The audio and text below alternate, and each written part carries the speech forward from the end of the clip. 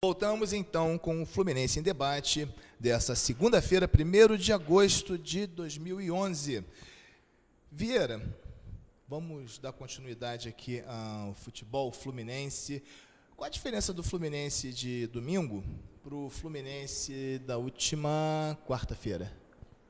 A diferença do Fluminense desse jogo agora para o da última quarta-feira... Vai me dizer que foi a raça. É lugar comum você falar que foi pegada, que foi a raça. A gente também tem que extrapolar um pouquinho desses limites. Eu achei que no jogo de quarta-feira o Fluminense fez até um primeiro tempo, não foi bom, mas foi razoável. Já nesse domingo também o Fluminense não fez um primeiro tempo bom. Mas na quarta-feira passada, o Abel no intervalo, ele colocou o time com 3 volantes, isolou o Fred no ataque, chamou o Atlético Mineiro para cima do próprio Fluminense e com isso acabou dando campo para o Atlético Mineiro, que acabou prejudicando o Fluminense e acabamos levando o gol e perdendo aquela partida. Já nesse final de semana não, o Fluminense já foi para o intervalo com um gol de vantagem. O Fred conseguiu aquela expulsão ali do jogador. Trocando em miúdos, o que mudou realmente foi a sorte. Não diria que foi a sorte, mas... Eu não diria que foi a sorte, mas até foi um pouquinho de sorte, sim. O gol que o Oswaldo perdeu, se aquela bola entra. Se aquela bola entra, o jogo era outro. Então é aquilo, a gente sabe, o Fluminense não é um time pronto. O Fluminense é um time que tem que acertar várias coisas, mas é um time... dois times do que disputa o Campeonato Brasileiro, talvez seja o time que tenha mais a crescer. Então é aquilo, por isso que a gente fica esperançoso com o Fluminense. Desculpa, você sabe o que eu acho? Que nesse momento o que mais nós precisamos é de sorte. Tivemos sorte, não tivemos, infelizmente, contra o Atlético Mineiro, tivemos contra o Ceará, porque se aquela bola entra, não sei não. Mas tivemos sorte contra o Ceará, eu espero que nós tenhamos sorte contra o Inter, espero que nós tenhamos sorte no próximo domingo contra o América Mineiro, e, a partir daí, a coisa vai começar a complicar, porque aí são 9 pontos, a gringalhada vai estar chegando, esse Martinucci é bom de bola, jogador perigoso. O próprio Lanzini também não deve ser à toa que ele é considerado a joia lá no River Plate, né? Embora as pessoas gostam tanto de colocar apelido, mas, poxa, para o cara ter um apelido é porque ele chama atenção por alguma coisa. Que a joia brilhe abundantemente. Com certeza. Qual a luz do refletor, né? Bela analogia, que suas palavras sejam proféticas. Mas então, em relação... É justamente isso. Em relação à sorte... É importante ter sorte. Como diria Nelson Rodrigues, quem não tem sorte não consegue atravessar a rua tomando picolé ao mesmo tempo, né? Então, é fundamental. Mas não consegue atravessar sem ser atropelado ou sem se lambuzar? Aí eu tenho que perguntar para o Nelson lá no além. Mas você tem que ver em que circunstâncias ele falou isso, né? Com certeza. Enfim, acho que deu para entender, né, Telespec? Mas... Claro, nós fazemos um programa para tricolores, são pessoas que têm inteligência aguda, tanto que escolheram o Prêmio Nobel do Esporte Mundial para torcer, certo? Com certeza, é bonita essa expressão. Nós hoje estamos ufanistas, hein? Estamos. Para começar o programa falando de Mundial de 52, dá nisso, né? Mas voltando um pouco também à nossa análise, para a gente não deixar a pauta de lado, é difícil até manter a pauta falando de Fluminense. Só que essa questão da sorte, eu acho que a sorte é importante, sim. Vamos precisar um pouco, até porque quando o Abel chegou, a gente sabia, inclusive torcedor, eu peço um pouco de paciência, porque o Abel é um grande treinador. Depois do Fluminense perder, me assustou muito no meio de semana do Atlético Mineiro, que eu vi de gente falando, não, o Abel tem que sair, ou então tem que entrar o Cuca. Até o Marcos, que comenta muito lá no site do Fluminense, etc., que está sempre lá nos comentários. Grande Marcos, grande abraço, Marcos. A gente gosta demais lá do Marcos, sempre comentando, sempre colaborando. Ele brincou, não, tem que entrar o Cuca mesmo. Tal. Aliás, um abraço para o Marcos, para a Lilian, para o Alan, se você lembrar de mais alguém. Perfeito. Tem mais gente, sim, tem mais gente. Vocês também, que a gente não está lembrando o nome. Tem colaboradores. Né? Embora a gente nem sempre responda os comentários, a gente está sempre lá, presente, conversando com você e lendo as opiniões de vocês. Mas, enfim, eu acho que a gente também não pode ser refém da sorte. Quanto ao Abel, é aquilo. Eu me assustei com essa reação das pessoas, mas também torcedor é movido a paixão, mas não é a hora, evidentemente. O Fluminense... Até o Abel conseguiu acertar o Fluminense quando tinha o Conca, jogando no 4-2-3-1. O time estava crescendo, aí o Abel vai e perde o Conca. Para você consertar esse time, botar esse time para jogar bola também não é assim de uma hora para outra. Então é preciso ter paciência e saber que o planejamento está sendo traçado. Quem acompanha o dia a dia do Fluminense nas Laranjeiras está vendo a galera trabalhar, os preparadores físicos cobrando muito mais do que se cobrava, inclusive na época do Muricy Ramalho, desse grupo.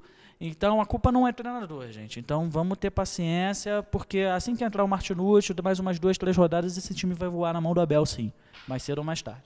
Gente, o Marcelo está pedindo paciência porque ele toma café da manhã com o Abel todo dia antes do treino.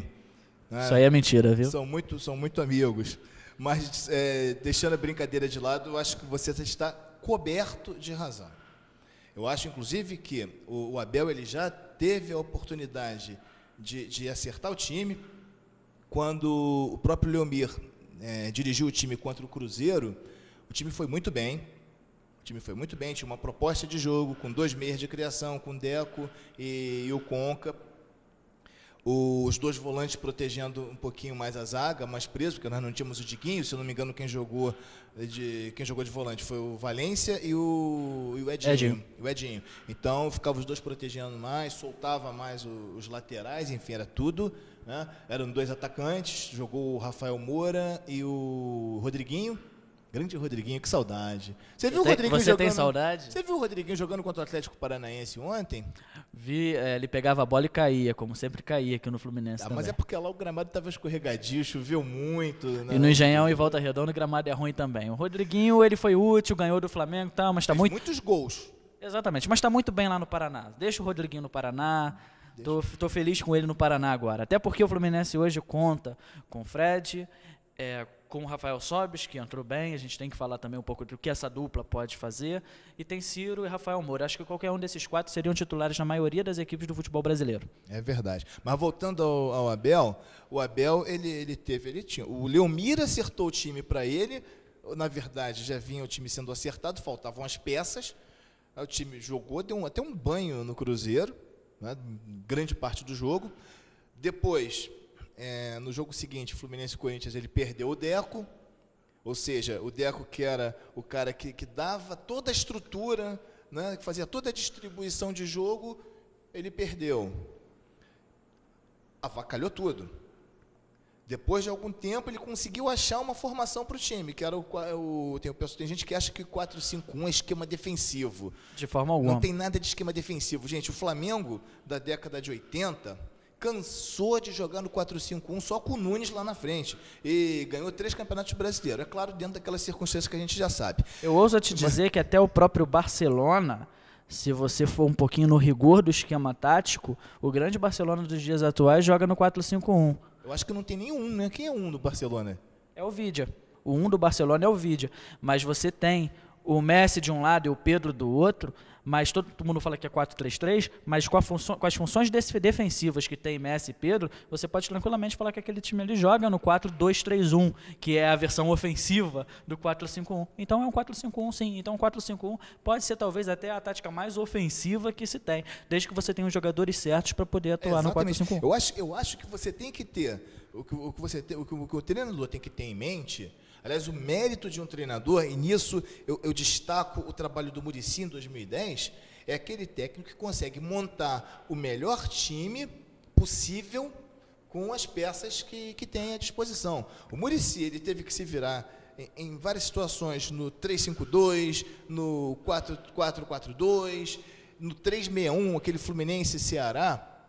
Jogou no 3-6-1, jogou com 2 volantes, era Fernando Bob e Valência, se não me engano, Deco, Conca e Júlio César. Só tinha o Washington de atacante, vai fazer o quê? Né? Então, jogou e o time com 30 minutos fez 3-0. Então, o importante, o que diferencia o treinador é exatamente, não é ele ter um esquema de jogo na cabeça e, não, vou jogar nesse esquema independente de quais sejam os jogadores.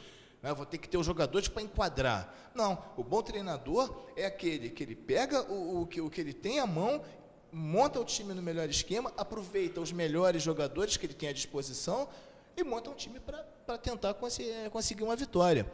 Né? E voltando ao Abel, então o Abel na questão do 4-5-1, ele acertou o time, colocando o Conca ali mais centralizado, encostando no ataque, voltando também, né, para começar o jogo, deixou o Marquinho e o Souza jogando mais abertos, né, ou seja, dando condições, que é aquela famosa linha de 3, botou uma linha de 4 atrás, que eram os 2 laterais e os 2 volantes, que ficavam se revezando. Isso aí confunde terrivelmente o adversário.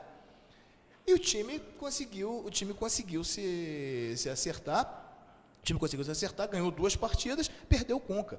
Então a culpa não é do Abel. Exatamente, até porque nesse time o Conca ele era a peça-chave, tanto é que vinha voltando a ser o Conca que a gente esperava. Acompanhando os treinos no dia a dia lá em Laranjeiras, você percebia claramente que o Conca ele não era preso taticamente no esquema do Abel. O Conca em muitos momentos ele jogava como um autêntico atacante.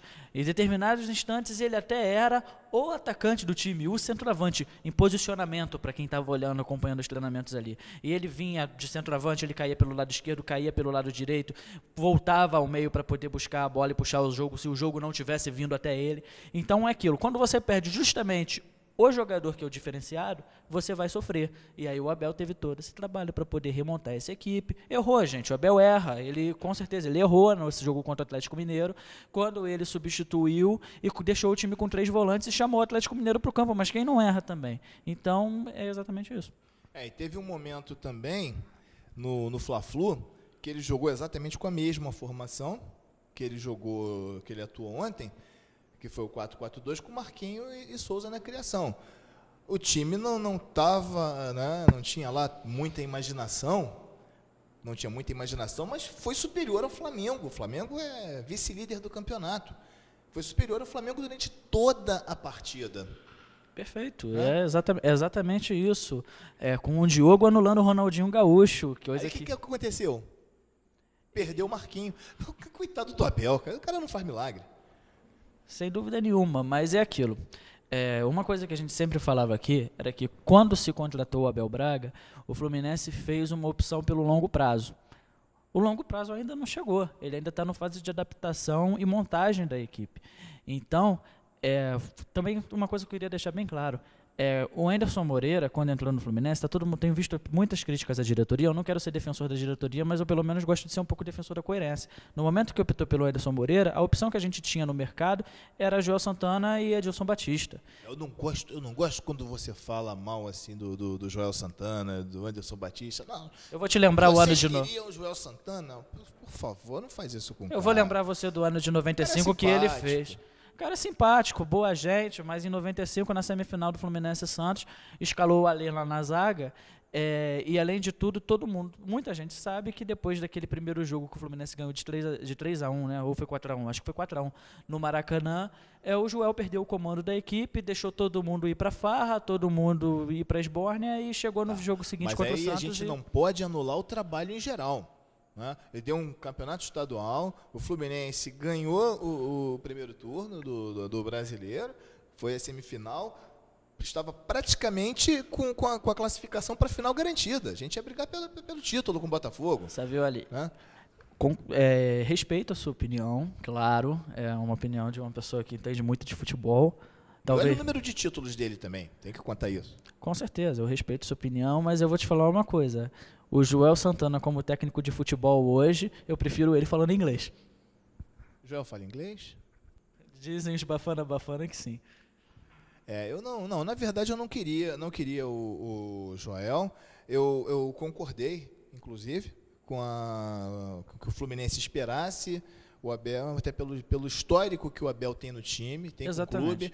E até pelo histórico também de 2005, né? Do bom trabalho que ele realizou.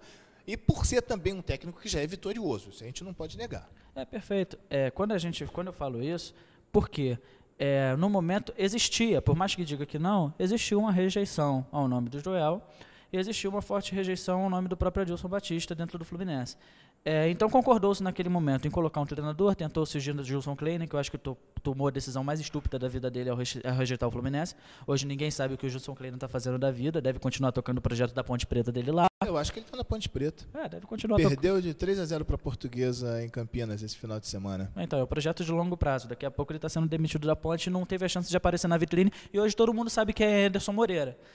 Colocou o Anderson foi até bem, ele entrou num time que estava num momento horrível na Copa Libertadores, e até chegar o Abel, chegou o Leão Moisés, chegou o Abel. Então é aquilo, quando se coloca o Abel Braga, na verdade a diretoria também sabe que para sair o Muricy tem que botar um cara de peso, um cara no mínimo que tenha o respaldo para poder trabalhar. E esse cara era o Abel, que é simplesmente um cara que foi campeão mundial. Realmente de peso o Abel deve... E chegou bem acima do peso. Espero que ele não esteja me ouvindo aqui. Gente, nós vamos voltar daqui a pouco com o terceiro bloco do Fluminense em debate dessa noite. Vamos falar um pouco mais sobre o Fluminense, 52, enfim. Infelizmente, hoje sem o Edu Rocha. Nós voltamos já.